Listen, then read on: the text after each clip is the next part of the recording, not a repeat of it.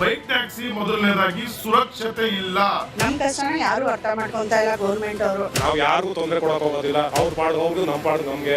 ಯಾವುದೇ ಕಾರಣಕ್ಕೂ bike ಟ್ಯಾಕ್ಸಿನ stop ಮಾಡಬಾರ್ದು. ಫ್ಯಾಮಿಲಿ ತೊಂದರೆ ಆಗುತ್ತೆ ಸರ್. ಆಟೋದವ್ರಿಗೆ ಆಗ್ಲಿ ಬೇರೆಯವ್ರಿಗೆ ಆಗ್ಲಿ ದಯವಿಟ್ಟು ನಮ್ಮ ಪಾಡ್ದು ನಂಬಿಡಿ. ಯಾಕಂದ್ರೆ ನಮ್ಗೆ ಇದು ಬಿಟ್ರೆ ಜೀವನ ಇಲ್ಲ. ಜೀವನ ಕಷ್ಟ. ನಮ್ದು ಈ ಊರಲ್ಲ. ಬೈಕ್ ಟ್ಯಾಕ್ಸಿ ವಿರುದ್ಧ ಸಿಡಿದ ಆಟೋ ಚಾಲಕರು. ಬೈಕ್ ಟ್ಯಾಕ್ಸಿ ವಿರುದ್ಧ ಆರ್ಟಿಒ ಕಾರ್ಯಾಚರಣೆ. ರಾಜಧಾನಿ ಬೆಂಗಳೂರಿನಲ್ಲಿ ಆರ್ಟಿಒ ಅಧಿಕಾರಿಗಳು ಮತ್ತೆ ಅಖಾಡಕ್ಕಿಳಿದಿದ್ದಾರೆ. ಬೈಕ್ ಟ್ಯಾಕ್ಸಿ ಅನಧಿಕೃತ ಅಂತ ಬೈಕ್ಗಳನ್ನ ಸೀಸ್ ಮಾಡಿದ್ದಾರೆ. ಇದರ ಜೊತೆಗೆ ಆಟೋ ಚಾಲಕರು ಕೂಡ ಬೈಕ್ ಟ್ಯಾಕ್ಸಿ ವಿರುದ್ಧ ಸಮರ ಸಾರಿದ್ದಾರೆ.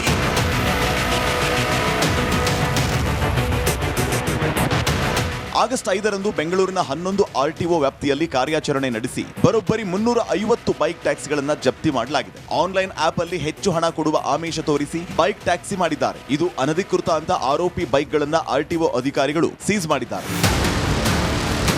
ಇನ್ನು ಅಧಿಕಾರಿಗಳ ಕಾರ್ಯಾಚರಣೆ ಬಗ್ಗೆ ಗೊತ್ತಿರದೆ ಬುಕ್ ಮಾಡಿದ ಸ್ಥಳಕ್ಕೆ ಬಂದ ವಾಹನಗಳನ್ನ ಜಪ್ತಿ ಮಾಡಿದ ಆರೋಪ ಕೇಳಿಬಂದಿದೆ. ಈ ದುಡಿಮೆಯನ್ನೇ ನಂಬಿ ನಮ್ಮ ಜೀವನ ಸಾಗ್ತಾ ಇದೆ. ಆದ್ರೆ ಈಗ ಹೀಗೆ ಏಕಾಏಕಿ ಸೀಸ್ ಮಾಡೋದು ಸರಿಯಲ್ಲ ಅಂತ ಬೈಕ್ ಟ್ಯಾಕ್ಸಿ ಮಾಡ್ತಾ ಇದ್ದ ಮಹಿಳೆಯರು ಅಸಮಾಧಾನವನ್ನ ವ್ಯಕ್ತಪಡಿಸಿದ್ರೆ, ಬೈಕ್ ಟ್ಯಾಕ್ಸಿಯಿಂದ ನಮ್ಮ ದುಡಿಮೆಗೆ ತೊಂದರೆ ಆಗ್ತಾ ಇದೆ ಅಂತ ಆಟೋ ಚಾಲಕರು ದೂರಿದ್ದಾರೆ. ಪಾರ್ಟ್ ಟೈಮ್ ತರನೋ ಮಾಡ್ಕೊಂತ ಇರ್ತೀವಿ. ಸಡನ್ ಆಗಿ ಗಾಡಿ ಸೀಸ್ ಮಾಡೋದು ಇದೆಲ್ಲ ಮಾಡಿದ್ರೆ ನಾವು ಹೇಗೆ ಮುಂದಕ್ಕೆ ಹೋಗೋದು? ಸೀಸ್ ಆಗಿ ನಮ್ಮ ಫ್ರೆಂಡ್ಸ್ದು ಆಗಿದೆ ಸರ್. ಸಡನ್ ಆಗಿ ಸೀಸ್ ಮಾಡ್ಬಿಟ್ರೆ ನಾವು ಅದು ಹೆಂಗೆ, ಅದು ನಮಗೂ ಒಂದು ಚಾನ್ಸ್ ಕೊಡಬೇಕಲ್ಲ. ಇಲ್ಲ ಏನಾನ ಒಂದು ಹೇಳಿದ್ರೆ ನಾವು ಅದಕ್ಕೆ ಮುಂದಕ್ಕೆ ಹೋಗೋಕೆ ಒಂದಿರುತ್ತೆ.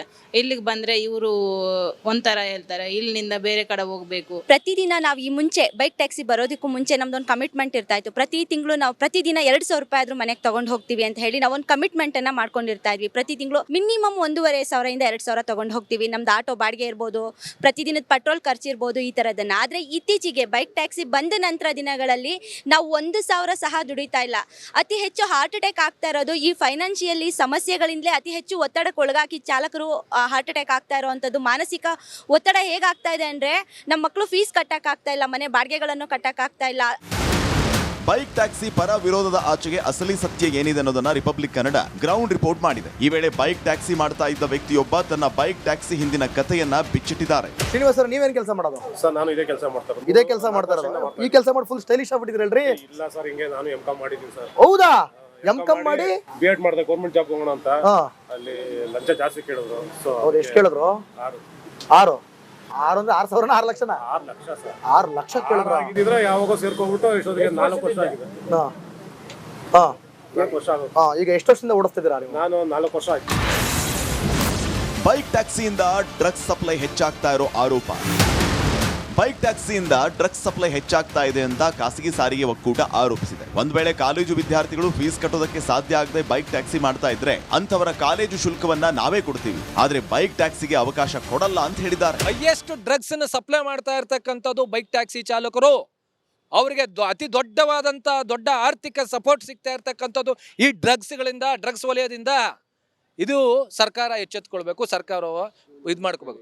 ಇವತ್ತು ಸ್ಕೂಲ್ ಹುಡುಗರ ಕೈನಲ್ಲಿ ಗಾಂಜಾ ಹೆಂಗ್ ಸಿಗ್ತಾ ಇದೆ? ಅವ್ರಿಗೆ ಗಾಂಜಾ ತಗೊಳಕ್ ದುಡ್ಡು ಬೇಕು. ಮನೆಗಳಲ್ಲಿ ದಿನ 1,000-500 ಕೊಡ್ತಾರ. ಈ ರೀತಿಯಾದಂಥ ಬೈಕ್ ಟ್ಯಾಕ್ಸಿಗಳನ್ನು ಓಡಿಸಿ ಹಣವನ್ನು ಸಂಪಾದನೆ ಮಾಡಿ ಆ ಬರುವಂಥ ಹಣದಿಂದ ಇವತ್ತು ಡ್ರಗ್ಸ್ ಅನ್ನ ಕಲಬುತ್ವ ಇದು ನಡೀತಾ ಇದೆ. ಆ ರೀತಿ ನಿಜವಾಗ್ಲೂ ಯಾರಿಗಾದ್ರೂ ಇದ್ರೆ ನಮ್ಮ ಖಾಸಗಿ ಸಾರಿಗೆ ಸಂಘಟನೆ ಒಕ್ಕೂಟಗಳಿಂದ ನಾವು ಕೊಡ್ತೀವಿ. ಸರ್ಕಾರಿ ಸ್ಕೂಲಲ್ಲಿ ಅವ್ರು ಓದ್ತಾ ಇದ್ರೆ, ಅವ್ರಿಗೆ ತೊಂದರೆ ಆಗ್ತಾ ಇದ್ರೆ ಸರ್ಕಾರಿ ಸ್ಕೂಲನ್ನ ಫೀಸನ್ನು ಭರಿಸುವಂಥ ಕೆಲಸ ನಮ್ಮ ಖಾಸಗಿ ಸಾರಿಗೆ ಸಂಘಟನೆಗಳು ಒಕ್ಕೂಟ ಮಾಡುತ್ತೆ. ಆಪ್ ಆಧಾರಿತ ಬೈಕ್ ಟ್ಯಾಕ್ಸಿಗಳ ಸಂಚಾರ ನಿಷೇಧ ತೆರವುಗೊಳಿಸುವುದಕ್ಕೆ ಹೈಕೋರ್ಟ್ ಆದೇಶಿಸಿತ್ತು. ಮೋಟಾರು ವೆಹಿಕಲ್ ಕಾಯ್ದೆ 1988ರ ಅನ್ವಯ ಮಾರ್ಗಸೂಚಿ ನಿಯಮಗಳನ್ನು ರೂಪಿಸುವವರೆಗೆ ಬೈಕ್ ಟ್ಯಾಕ್ಸಿ ಕಾರ್ಯಾಚರಣೆ ನಡೆಸುವಂತಿಲ್ಲ. ಹೀಗಾಗಿ ಬೈಕ್ ಟ್ಯಾಕ್ಸಿ ಸಂಚಾರಕ್ಕೆ 2 ವರ್ಷದ ಹಿಂದೆ ಏಕಸದಸ್ಯ ಪೀಠ ನಿಷೇಧ ಹೇರಿತ್ತು. ಇದನ್ನ ಪ್ರಶ್ನಿಸಿ Uber India systems private limited, ANI technologies private limited ಕಂಪನಿಗಳು ರಿಟ್ ಅರ್ಜಿಯನ್ನ ಸಲ್ಲಿಸಿತ್ತು. ಈ ಬಗ್ಗೆ ವಿಚಾರಣೆ ನಡೆಸಿದ ಕೋರ್ಟ್ ಅರ್ಹ ದ್ವಿಚಕ್ರ ವಾಹನಗಳನ್ನ ಬೈಕ್ ಟ್ಯಾಕ್ಸಿ ಹಾಕಿಸುವುದಕ್ಕೆ ಅನುಮತಿ ಕೊಟ್ಟಿತ್ತು. ಅಲ್ಲದೆ ಸೂಕ್ತ ಮಾನದಂಡಗಳನ್ನ ಜಾರಿಗೆ ತರುವುದಕ್ಕೆ ಸರ್ಕಾರಕ್ಕೆ ಸೂಚಿಸಿತ್ತು. ಬೈಕ್ ಟ್ಯಾಕ್ಸಿ ಸೇವೆಗಳಿಗೆ ರಾಜ್ಯದಲ್ಲಿ ಸ್ಪಷ್ಟ ನಿಯಮಾವಳಿ ಇಲ್ಲ ಅನ್ನೋ ಕಾರಣಕ್ಕೆ ಹೇರಲಾಗಿದ್ದ ನಿಷೇಧವನ್ನ ರದ್ದು ಮಾಡಿತ್ತು. ಆದರೆ ಯಾವುದೇ ಮಾನದಂಡಗಳನ್ನ ತರದ ಸರ್ಕಾರ ಇದೀಗ ಸುಪ್ರೀಂ ಕೋರ್ಟ್ ಮೊರೆ ಹೋಗಿದೆ. ಬೈಕ್ ಟ್ಯಾಕ್ಸಿ ಅಂದ್ರೆ ಅದೇ ತಾನೇ, ವೈಟ್ ಬೋರ್ಡ್ ಅಲ್ಲಿ ಆಚರಣೆ ಮಾಡ್ತಾ ಇದ್ದಾರೆ. ಇದು ಈಗ ಅದು ನಾನ್ ಟ್ರಾನ್ಸ್ಪೋರ್ಟ್ ಗಾಡಿ, ಅಂದರೆ ಸ್ವಂತ ಬಳಕೆಗೆ ಕೊಟ್ಟಿರುವಂಥ ಗಾಡಿ. ಅದನ್ನು ಅವರು ಯೆಲ್ಲೋ ಬೋರ್ಡ್ ಕನ್ವರ್ಟ್ ಮಾಡ್ಕೊಳ್ಳದೇನೆ ಯೆಲ್ಲೋ ಬೋರ್ಡ್ ಆಗಿ ಆಚರಣೆ ಮಾಡ್ತಾ ಇದ್ದಾರೆ. ಅದ್ರ ಬಗ್ಗೆನೇ ಇವಾಗ ಇದಿರೋದು. ನಾವು ಸುಪ್ರೀಂ ಕೋರ್ಟ್ಗೆ ಅಪೀಲ್ ಹೋಗಿದ್ದೀವಿ. ಸರ್ಕಾರ ನಮಗೆ ಒಂದು ರೀತಿ ರೂಪಿಸಿ ಅಂತ ಹೇಳಿತ್ತು. ಅದ್ರ ಮೇಲೆ ನಾವು ಸರ್ಕಾರಕ್ಕೆ ಸುಪ್ರೀಂ ಕೋರ್ಟ್ಗೆ ಅಪೀಲ್ ಹೋಗಿದ್ದೀವಿ.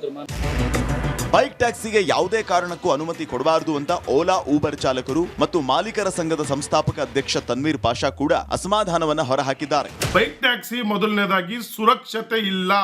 ಸೇಫ್ಟಿ ಕನ್ಸರ್ನ್ ಬಂದ್ರೆ ಝೀರೋ ಸೇಫ್ಟಿ ಮೆಷರ್ಸ್ ಇದೆ ಅದರಲ್ಲಿ. ಹಾಗಾಗಿ ಇದು ಇಲ್ಲೀಗಲ್ ಆಗಿ ನಡೆದಿರ್ತಕ್ಕಂಥ ಒಂದು ದಂಧೆ. ಈ ಇಲ್ಲೀಗಲ್ ಆಗಿ ಇಷ್ಟು ದಿನ ಹೇಗೆ ನಡೆಯಕ್ಕೆ ಸಾಧ್ಯ? ಕಾನೂನು ವ್ಯವಸ್ಥೆನಲ್ಲಿ ಏನಿರಲ್ವೋ ಅದನ್ನ ಇವರು ತರಬೇಕಾದ್ರೇನೆ ಅದನ್ನ ಮೊದಲನೇದಾಗಿ ಸರ್ಕಾರಕ್ಕೆ ಮನವಿ ಮಾಡ್ಕೊಂಡು ಪರ್ಮಿಷನ್ ತಗೊಂಡು ಬರಬೇಕಿತ್ತು. ಬೈಕ್ ಟ್ಯಾಕ್ಸಿ ವಿಚಾರ ಇದೀಗ ಭಾರಿ ಸದ್ದು ಮಾಡ್ತಾ ಇದೆ. ಕೆಲವರು ಬೈಕ್ ಟ್ಯಾಕ್ಸಿ ಬೇಕು ಅಂದ್ರೆ ಇನ್ನು ಕೆಲವರು ಬೇಡ ಅಂತಿದ್ದಾರೆ. ಎಲ್ಲಾ ಪ್ರಶ್ನೆಗಳಿಗೆ ಗೊಂದಲ ನಿವಾರಣೆ ಮಾಡಬೇಕಾಗಿದ್ದ ಸರ್ಕಾರ ಮಾತ್ರ ಯಾವುದೇ ಮಾನದಂಡ ತರದೆ ಸೈಲೆಂಟ್ ಆಗಿದೆ.